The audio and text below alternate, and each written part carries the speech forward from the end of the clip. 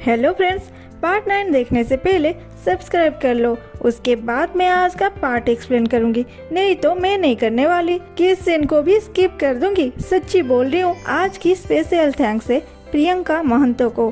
Thank you, आप हमेशा मेरे हालचाल पूछते हैं, कैसी हूँ, क्या कर रही हूँ, उन सब की खबर रखते, इसीलिए थैंक यू वेरी मच। अब तक हमने ये देखा था कि यू और जुआंग दोनों यू के गांव में हैं। इनफैक्ट जुआंग उसी के घर में है और यू को जुआंग किस करेगा ये सोच के यू आई क्लोज करके खड़ी थी और जुआंग उसके होठों को घुरते हुए उसमें एप्पल घुसा देता है और बोलता है तुम ही खाओ इसे, और वहाँ से चला जाता है। क्या हुआ?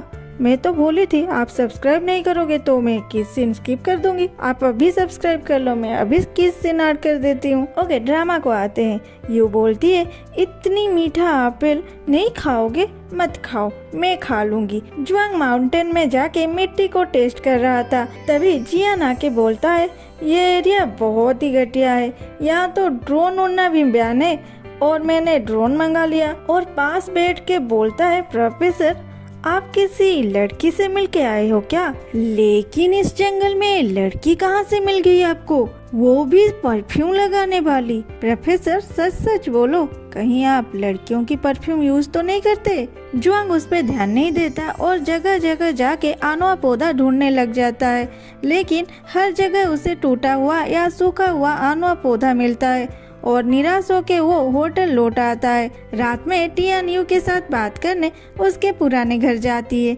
यू से बात करते टाइम वो यू को परेशान देख के बोलती है तू हमेशा उसे परेशान करती है, इसलिए वो दूर भागता है। अगर तुम उससे कुछ ऐसे काम में हेल्प करोगी जो उसे अभी चाहिए तो वो जरूर तुमसे ठीक से बात करेगा। तभी यू को याद आ जाती है कि जुआंग तो यहाँ अनोआ पौधा के लिए आया है, लेकिन उसे वो इतने आसानी से नहीं मिलने वाला, और बोलती है ये आइडिया मुझे क्यों नहीं आया, मैं तो मेरी पूरा टाइम मेरी फैमिली से ही छुपने में लगा दी। टियान बोलती है क्या, कौन सा आइडिया?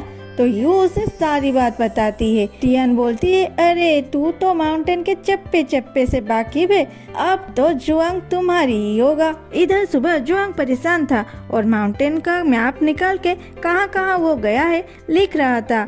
उसके बाद वो फिर से माउंटेन के ओर निकल जाता है। यू की नींद उसकी माँ की मैसेज से टूटती है। माँ वॉइस मैसेज में बोली थी यू अब तो तुम्हारे स्कूल में समर वैकेशन चल रहा होगा तो तू घर चली आ, तेरे लिए एक बहुत बड़ी सरप्राइज है। यू टियान को ढूंढती है, लेकिन टियान यू के लिए ब्रेकफास्ट रख के अपने ग्रेप के खेतों को देखने गई थी। यू बोलती है अरे मैं बिना मेकअप उतार के सो गई थी, अब तो मेरी फेस जरूर खराब हो जाएगी, और फेस धोने को पास के रिवर को जाती है। वो बहुत एंजॉय कर रही थी, पानी से वो अपने हेयर भी धोने लगी थी, तभी उसने जुआंग को पीछे से आते हुए देख लेती है और बोलती है इसके साथ ही मैं हमेशा क्यों टकराती हूँ, अब तक गाँव वाले मुझे नहीं देखे, मेरी खुद की फैमिली मुझे नहीं देख पाए, और ये हमेशा मेरे सामने आ जाता है, और वहाँ से भागने लगती है क्योंकि वो बिना मेकअप की थी। तभी जोर से बारिश होती है। यू अपने साथ ली हुई बकेट को सर में टोपी जैसे डाल के एक जगह पे खड़ी हो जाती है। कुछ देर बाद वहाँ जुआंग भी बारिश से बचने के लिए आता है। यू उसे देख के छुपने की कोशिश करती है, फिर सोचती है अरे मैं तो बिना मेकअप में हूँ, ये मुझे पहचान नहीं सकता, और उसके पास जाके बोलती है हेलो तुम यहाँ के नहीं लगते। तभी उसकी बकेट पूरा फेस पे गिर जाती है। जुआंग हंसने लगता है। यू फिर बोलती है तुम यहाँ क्यों आए हो? ओ तुम जो चाहते हो वो तुम्हें नहीं मिल रहा है, अगर तुम ये बैड लक को काटना चाहते हो तो जब भी कोई लड़की तुम्हें कुछ बोले तुम जरूर करना, समझे? जुआंग सोच रहा था ये कर क्या रही है। फिर यू बोलती है तुम्हें मेरे बातों पे भरोसा नहीं है तो सुनो, तुम जब माउंटेन में गए थे तुम रास्ते में ये सब देखा, बोल के बहुत सारी चीजों के नाम बोलती है। और सुनो मुझे ये भी पता है कि तुम 10 काउंट करने से पहले ही यहाँ एक बड़ा सा रेनबो दिखाई देगा। फिर दोनों आसमान की ओर देखने लगते हैं, तभी बारिश रुक जाती है। यू बोलती है देखा बारिश रुक गई, चलो यहाँ से, और उसे एक बड़ा वाला रेनबो दिखाती है और बोलती है मैं अब जा रही हूँ, लेकिन मेरी बात याद रखना, और वहाँ से भागने लगती है। तभी उसकी स्कार्फ गिर जाती है। जुआंग बोलता है तुम्हारी स्कार्फ नीचे गिर गई। यू नहीं सुनती तो वो फिर से बोलता है यू तुम्हारी स्कार्फ नीचे गिर गई। ये सुन के यू उसे थैंक्स बोल के स्कार्फ लेने आती है। फिर उसे याद आती है अरे ये तो मुझे पहचान लिया और स्कार्फ लेके वहाँ से भाग जाती है। जुआन मुस्कुराने लगता है कि ये पागल लड़की कर क्या रही थी। यू अपने पुराने घर जाके मेकअप करती है और बोलती है अरे मेकअप के बाद तो मैं एक डिफरेंट लड़की बन जाती हूँ, फिर भी ये मुझे पहचान लिया। हे भगवान ये कैसे हुआ। हाय राम क्या वो मुझे पहले ही पहचान लिया था। और रोने लगती है। कुछ देर बाद वो अपने नए घर जाती है और अपने माँ को आते हुए देख के छुप जाती है।